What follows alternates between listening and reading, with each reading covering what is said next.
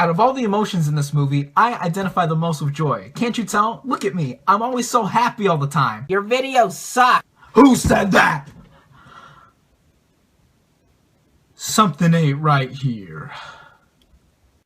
What is up, everybody? RandomRandomMan here, bringing you my review for Inside Out, which stars Amy Poehler, Phyllis Smith, Bill Hader, Mindy Kaling, Louis Black, and Caitlin Diaz, and is directed by Pete Docter and Ronaldo Del Carmen.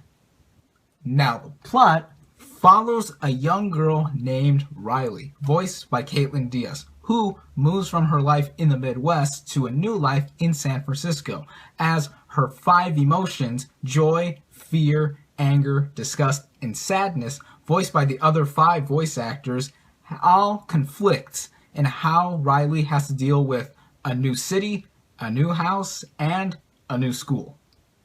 Now, I was pretty excited to see this film, as it's been 2 years since Pixar has released a feature film. That's quite a long time in the realm of Hollywood. And this one looked like a very interesting idea, as I love all the original IPs that Pixar has come out with. I've pretty much enjoyed every single one of their films, except for the 2 films, I should say, about automobiles. And this looked like a perfect family film. In fact, today is Father's Day. Happy Father's Day to you all. And I did see this with my dad and my brother. So this looked like a match made in heaven for animation and a true return to form for Pixar. Did it turn out so? Let's run down the whole thing.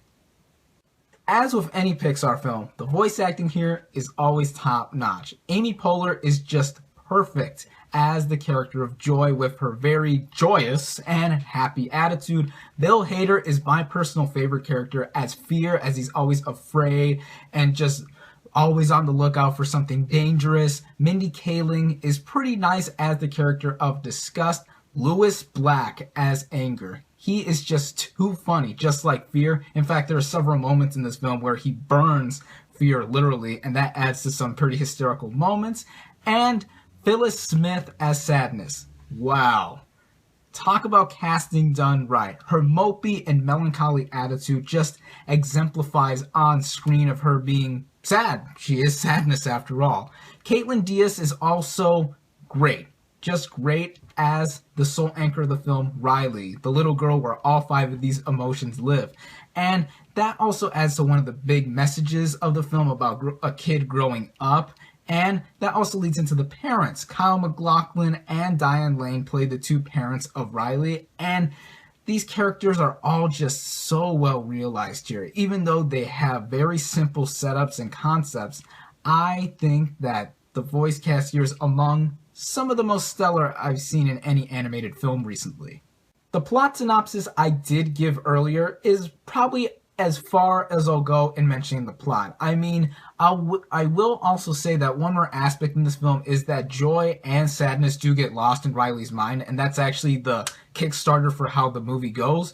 But that's as far as I'll go, because there are so many surprises in this film that are worth seeing, and the less you know about the movie going in, the better, as there are just so many treats to see in how the adventure goes on inside Riley's mind. And Richard Kind, who I didn't mention in the voice cast earlier, plays this one treat of a character who is just brilliant, and I will not reveal who he plays.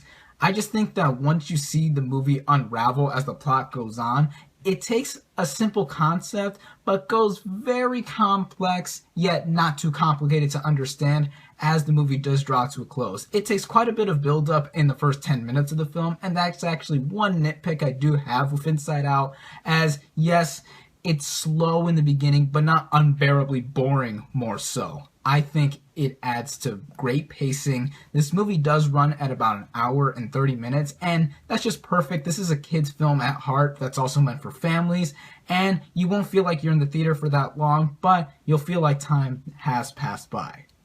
The plot and the voice acting with everything else leads up to the gorgeous animation that Pixar always provides in their films.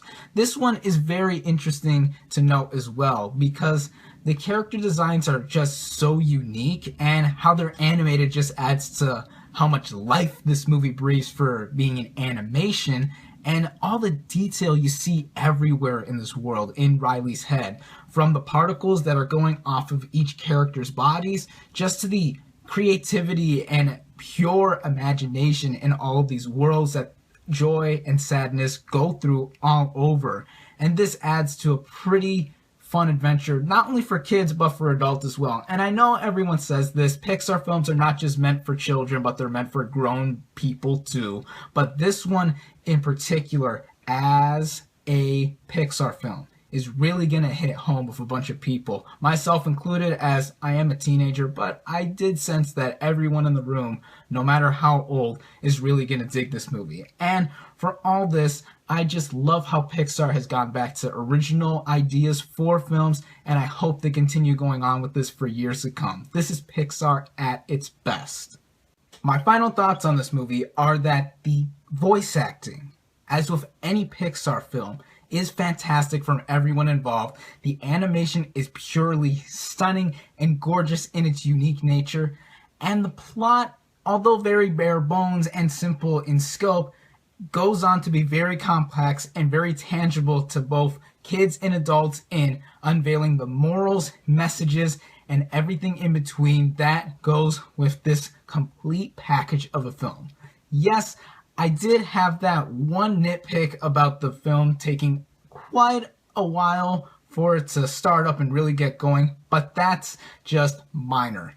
And how this film really makes me appreciate Pixar a lot more than I have before, especially whenever original ideas like these are shown off to people who are willing to see them. I love this movie. I actually don't mind if I see this film again quite soon. I highly recommend it. This is my favorite Pixar film since Toy Story 3, which amounts to one of the best animated films in recent memory and one of the best Pixar ones in years. And it's one of my favorite films of 2015 thus far. My final verdict for Inside Out is 4.5 out of 5 stars. One final note before I end this video. As with any other Disney film, you'd want to get to the theater early, as you'll be treated to a very sweet and charming short film called Lava, which I know you'll all love, as with the main film. And don't get up as soon as the credits start rolling for this one. You'll be treated to some very neat things to see here. Thank you all, as always, for watching. Be sure to like this video, comment on what you thought of Inside Out, subscribe to my channel for more, and I'll catch you on the next movie review.